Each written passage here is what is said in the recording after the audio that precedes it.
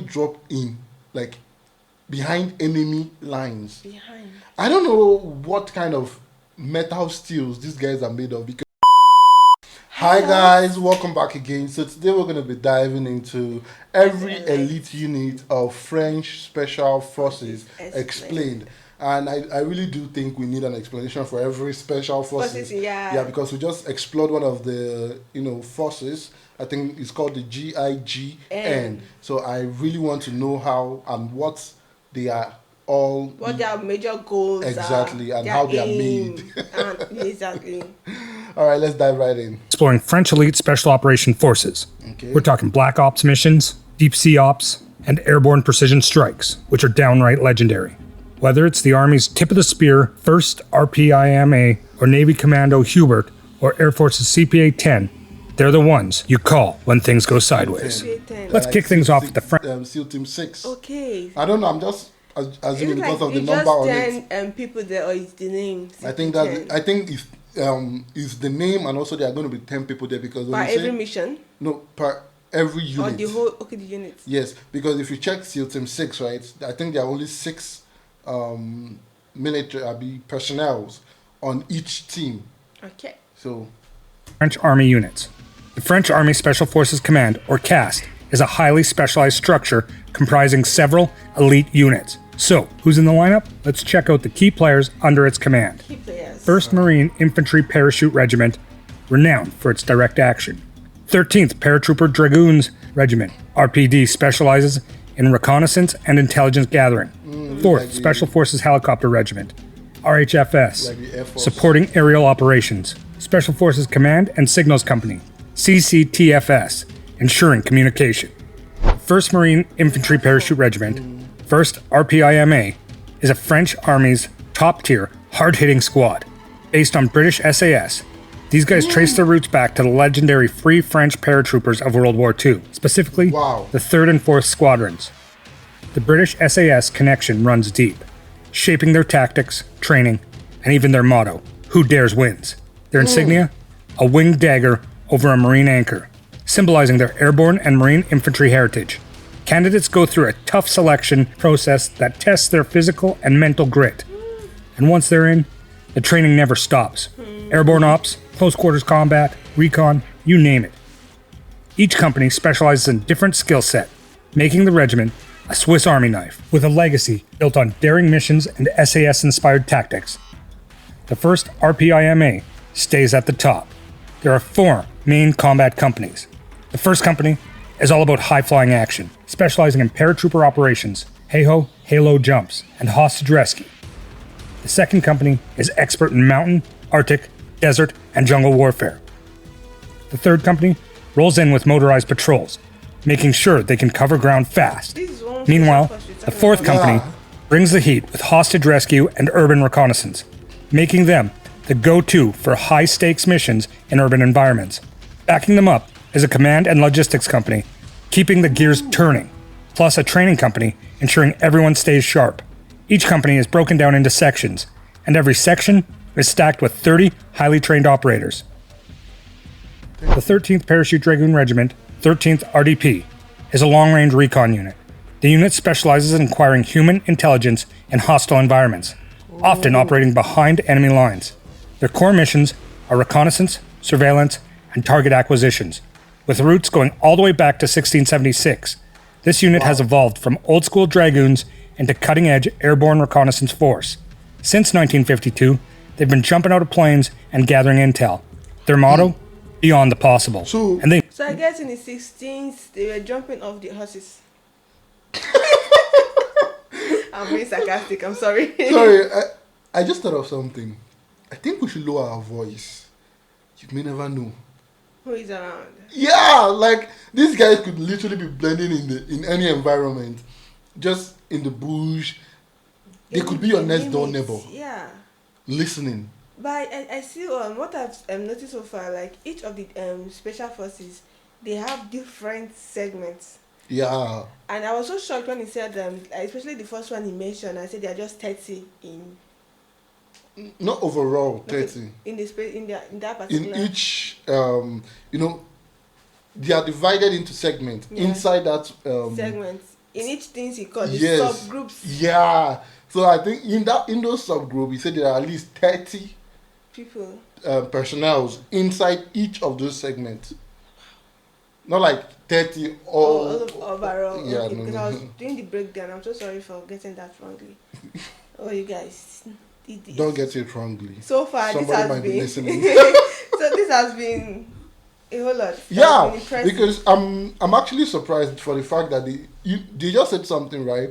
They said that these second guys, the RPD, they normally drop in like behind enemy lines. Behind. I don't know what kind of metal steels these guys are made of, because if I'm sorry to say this, but if I'm going to be joining up the army, I'm definitely joining up the one that I'm going to be sitting on the desk from my drone because I don't think I have it in me to be heroic. But these guys, you guys are different breed of human beings. Yeah. But when it comes to my wife, definitely I'll be a hero. Mean it. Their insignia, No, a winged parachute over a Dragoon helmet, pretty much sums up their DNA. The candidate What I goes just through said. endurance tests, psychological screenings, and high-level training in recon, surveillance, and intel gathering techniques. Inside the unit, each squadron How do they- has its own specialty. What? Did they- The unit is split into operational squadrons and support squadrons. Wait, they just said They it. go for special Eh. forces like this, special missions like this. How do they eat? Do they go with food? What kind of food? Can How they do go with food that will last warm them for their weeks? food?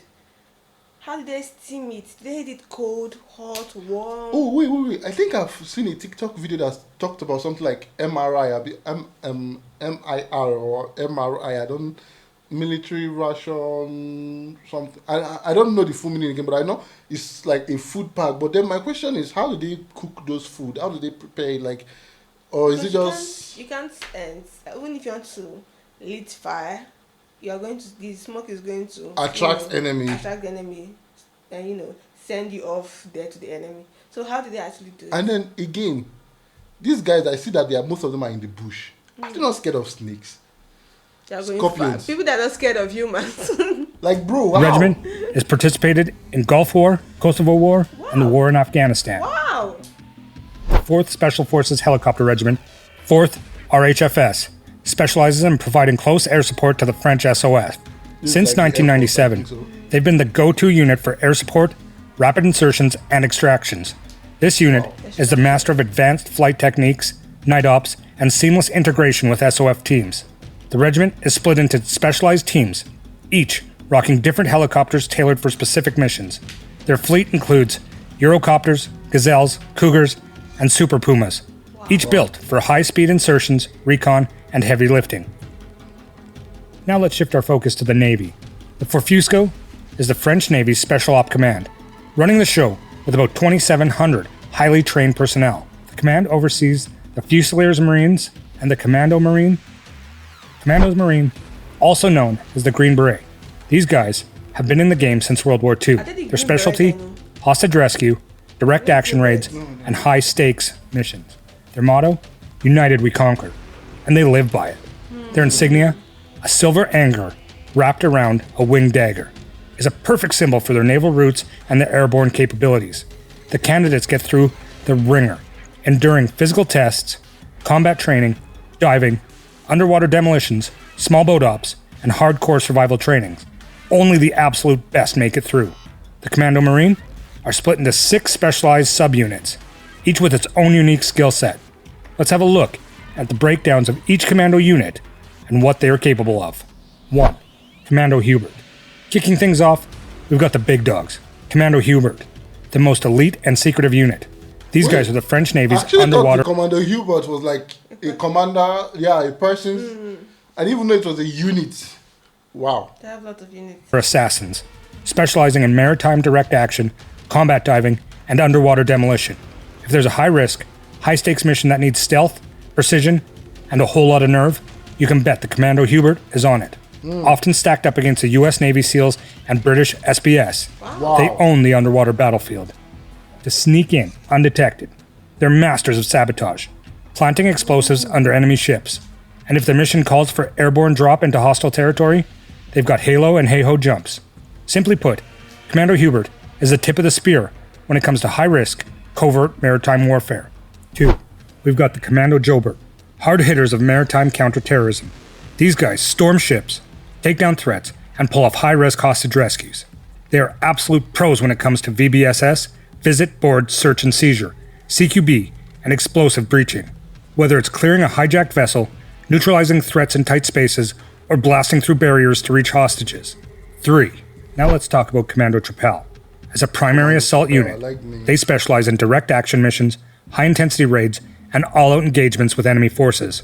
They're masters of ambushes and precision strikes, taking out high-value targets, heavy weapons, explosives, rocket systems, you name it. They bring the firepower. And when speed is the name of the game, they drop in fast with heli-borne assaults, hitting hard and getting the job done before anyone can react. Simply put, if you see Commando Trapal coming, it's already too late. 4. Wow! We've got Commando If you see them coming, it's already too D10 late. specializing in long-range reconnaissance, intel gathering, and forward observations. They're the ones keeping an eye on the enemy, tracking movements, and calling the shot. They're masters of stealth, slipping into enemy territory unnoticed, Wait, are they the same setting up ones? surveillance, and feeding back RPG. crucial intel to ensure every mission hits its mark. And when the moment is right, they deploy snipers for deadly precision strikes, taking out high-value targets before they even know. If Commando D10 Fantenio is on your trail, you won't hear them, you won't see them. You'll just feel the impact when it's already too late. 5. Now let's talk about Commando de Montfort, expert in electronic warfare, cyber ops, and advanced signal intelligence. They're the ones jamming enemy comms, hacking into networks, and pulling critical intel from the digital ether. The guys on the computer. They disrupt enemy communications with high-tech electronic Yeah, countermeasures. They also run cyber warfare ops, gathering intel that can turn the tide of a mission. They deploy surveillance drones, feeding real-time data to their teammates on the ground. 6. The Commando Ponchardier have expertise in logistics, support, and supply for all Commandos Marine.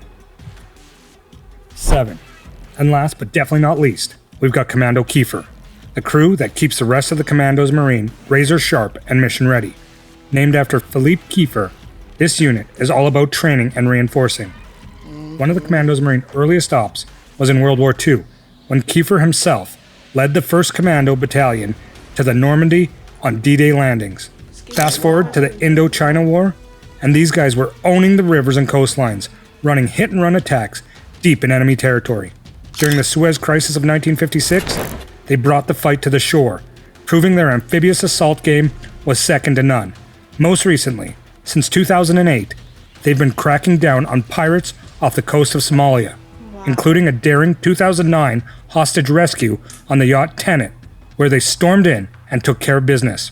One of their biggest flexes came in May 2019, when the elite Hubert unit pulled off a textbook nighttime rescue in Burkina Faso, taking out terrorist captors and saving 4 hostages. I think I've heard of this. Now let's turn our attention to the French Air and Space Force. Yeah, this last comment that he just made, but I don't really remember the whole details. Of it. Yeah, I think I'll if you do know, if you have like a video, We can do a little research. yeah, about please do let us know so that we can actually check it out. it. Yeah. It has its own command, known as BFSA, to manage SOF. Launched in 2020, the BFSA rolls deep with around 4,000 personnel, mixing both elite Special Forces units and conventional troops. The key Special Forces team under the BFSA include Air Parachute Commando No. 10. CPA 10 is the BFSA's top dog when it comes to Special Forces. This unit plays in the big leagues, standing shoulder to shoulder with France's Tier 1 like the 1st RPIMA and Commandos Marine. CPA 10 is all about direct action, hostage rescue, covert recon, airfield takeovers, and precision air support. If it's risky and requires elite level execution, these guys are on it. CPA 10 operators are expert in halo and hey-ho jumps, helicopter fast roping and rappelling, even sneaky underwater infiltrations. These commandos have seen action all over, from Africa to the Middle East and beyond. Air Parachute Commando No. 30, CPA 30, is the BFA's go-to unit for intel, electronic warfare, and keeping special air operations locked down. These guys are the tech wizards and battlefield eyes, handling everything from cyber ops and recon to target acquisitions, forward air control, FAC, and joint terminal attack control, JTAC. On top of that, they're the muscle behind base and convoy security, making sure nothing sneaks up on friendly forces. CPA 30 also train foreign forces, passing on their expertise. They roll out with cutting-edge surveillance gear, drones, and electronic warfare systems, often embedding with special operations teams to provide critical support. You'll find CPA 30 wherever the action is, backing up French and NATO missions worldwide. They've been deep in the Sahel, taking the fight to insurgents and keeping air bases and military installations secure in high-threat zones, ensuring French and Allied forces can operate without a hitch. In addition to these Special Forces units, the BFSA consists of conventional units such as protection squadrons, Air Parachute Commando No. 20, and training centers. Some people throw the French Foreign Legion into a Special Forces category, but that's not the case. While the Legion is tough as nails with elite-level training, it's still a specialized infantry unit, not a Special Forces outfit like the Navy's Commandos or the Army's first PRIMA. That said, they do have hardcore units, like the SAED, which go through intense selection and operate at the high level. As for the GIGN, they're absolute beasts in hostage rescue and one of the most experienced units out there. But they fall under the National Gendarmerie, making them an elite police tactical unit rather than a military special forces team. The Legion and GIGN deserve their own deep dive. So if you want a video on Tier 1 police forces like the GIGN, like the Foreign Legion, let us know. And that's a wrap on the entire special forces of the French Armed Forces. The people that the first call, they're like the police. Yeah, the GIGN are like the police. The incident, special force. the incident we just watched that happened in 1994 when the Algerians, some of the four terrorist group, actually took the plane on hostage, the 8996 plane. Yeah. When they took the plane on hostage, I just hope I got the number correctly, but I know you guys know what I'm talking about. I think it's 8969. So it was even the GIGN that was the first people. The first responders. Yeah, and they say they have much more experience because if they're like the police, so I think they do more of this kind of and more frequently and all. It's so amazing the fact that I know we are taking only the GIGN into consideration currently now, but that is not the only one we love. I think because we've seen the operation because we've seen the operation on the screen though.